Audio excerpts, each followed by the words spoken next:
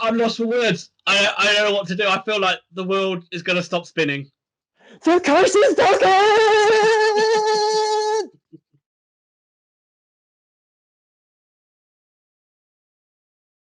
Ladies and gentlemen, welcome back to the second review show we've done where me and Alan are too excited to do it in the traditional sense. We're not even going to pretend to give out team sheets and start talking about what we think will happen. The curses have been broken. Bristol Rovers have fallen. And today, finally, Fleetwood Town fall to the mighty, mighty Yellows, the 13th time of asking. Lucky 13 for Oxford United as they finally beat Fleetwood Town for the first time in the league. Whereas on Tuesday night, it was all about delight when we filmed this. This is all about relief for Oxford finally getting the job done.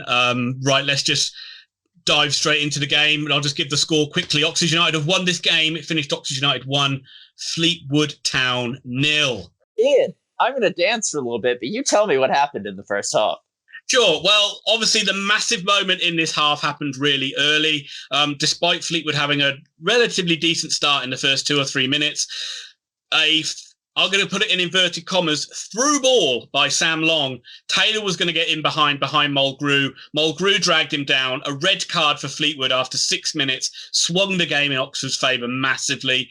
And from that point on in the first half, Oxford really dominated. They had like 70% of the possession. They barely let Fleetwood get out. They really penned them in. But the only thing they were guilty of is not scoring the goals to go along with the possession that they had. They had chances. They created opportunities, but couldn't take them. And Fleetwood really did defend well all the way through the game. But the goal came... I'll just get the exact minutes on this one. After 28 minutes, it was Mr. Oxford United, Josh Ruffles, who got on the end of a well-worked corner. It was played out to the back post. They tried one a couple of minutes earlier and got it wrong. They did the same thing again, and it was Moore who won the initial header, put it back into about the 6-yard box, middle of the goal. Ruffles was there unmarked, just nod it in past the keeper. And that was a definitive moment in the match. As I say, Oxford just could not put this game to bed. They hit the post, and I think they hit the bar. But as a first half point of view, it was all looking really rosy. It was just a matter of when are we going to get this second goal? Really good first half performance. They were in charge in the first half. It changed in the second half, though, Ian. It did, and that was the thing we were saying on the live stream. And all of the people on the live stream as well were saying it is, are we going to be made to pay for missing these chances? And it nearly did happen.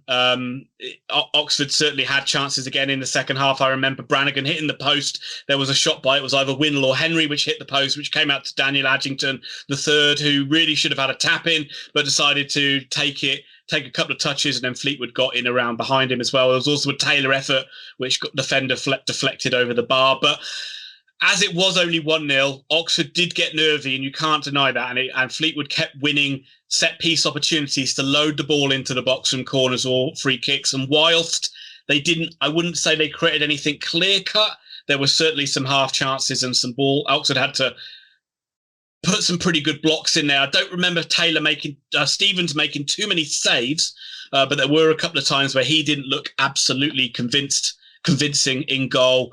And you just felt there would be a sting in the tail, but luckily, Thomas, there wasn't, and we did get this 1-0 victory, which I believe, I don't know the number. I'm going to have to look. What is it? Two wins in a row? 3? Something like that, is it? Wait, hold on. I can't count. I'm sorry, but someone's saying in my ear 7. I just want to look that. I can't be right. It's 7 wins in a row in the league. Does that make them undefeated as well for 14 games now? I think so. We haven't lost. 12, we lost to Swindon. Yeah, it's been. I think that was something like the 8th of December as well, wasn't it? I think it was even maybe the end of November. Jesus. Yeah. So they've been undefeated for a while. So they're flying up the table, Ian Allen. Oxford United making a run at it. Now, I know you like to talk about the match, so was there a star player in this game? I don't think there was. I gave man of the match on the live stream to Brannigan, but it was really just out of I don't really think anybody was that outstanding. I actually thought Liam Kelly had one of his better games in an Oxford shirt, and I've given him criticism in the past, but I thought some of his link-up play, particularly with James Henry, was very good, and you need someone with a bit of creativity to unlock when team bank up like Fleetwood were doing, and I think he provided that a few times. So I thought he actually played well, and maybe it was surprising that he came off instead of Brannigan.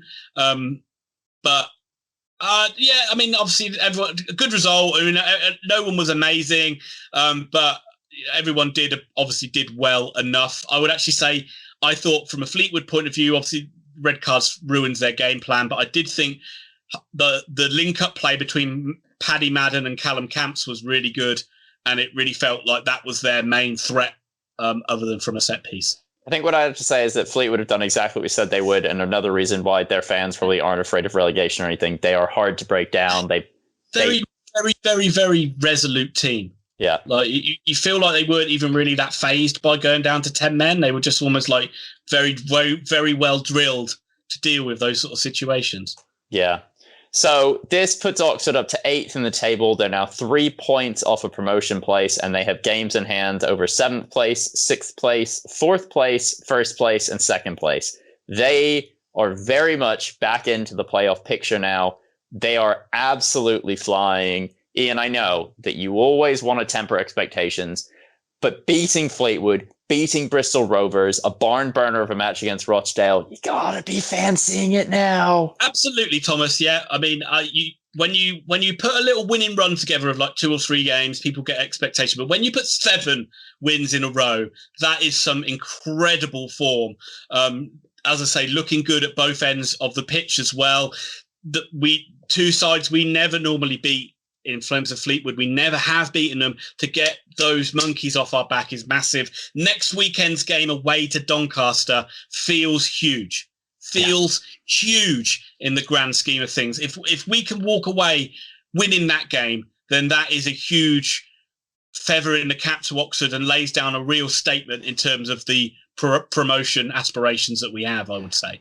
Before we get anywhere close to the end of this video, and we still have a couple minutes left, let me first thank people who are on the live stream with us today. We're going to live stream every Saturday for as long as we can. So I'd like to thank everyone that joined in. A couple regulars. I'd like to thank William Golder and Jonathan Hurath. They've been following us for at least 2 years, chatting to us the entire time. But a big thanks go to PJ Simpson, Robert Allen, and Matthew Bowden, who all super chatted us. We really appreciate the support. We take a lot of time, put a lot of time into these videos, and these little bits of support, they're really appreciated. PJ Simpson, we will be having beers on you. Thank you so much. And thank you for following us all the way from Boston.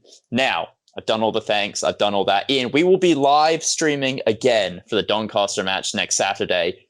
7 wins in a row, undefeated in almost 2 months. What are we thinking about Doncaster? I'm thinking it's going to be a cracker. It should be a great game. But before we get to that one, I always say these things. Enjoy it, Oxford fans. Enjoy the fact that we finally have a victory against Fleetwood Town. Enjoy the fact that we are in such amazing form. Well done to Robbo and the Oxford players as well for brightening our Saturdays or our Saturdays and Tuesdays during these tough times. And as I say, sharing Tom's sentiments, saying thank you. And if you can, just even little simple things like liking the videos helps us out loads. So if you can hit that like button, that helps us out getting us more noticed on YouTube itself. Also, for our Oxford United preview show, which comes out every Friday about the match that's happening on Saturday, we have a new thing going. We would like your predictions in video form. You can send them to us on Twitter, on Facebook, or to our email. Our email is verybiasedopinions@gmail.com. Yep. Nice and easy. Just literally, what's your name? What's your prediction? And if you have to, 10 seconds of something else. But generally, just your name and your prediction, and they'll start to be put into the Oxford United preview videos. Ian, I'm going to let you lead us out because, 1-0 to Fleetwood, baby! 1-0 to Fleetwood. Shit. I think that's the perfect ending. I don't need to say any more. I'll go.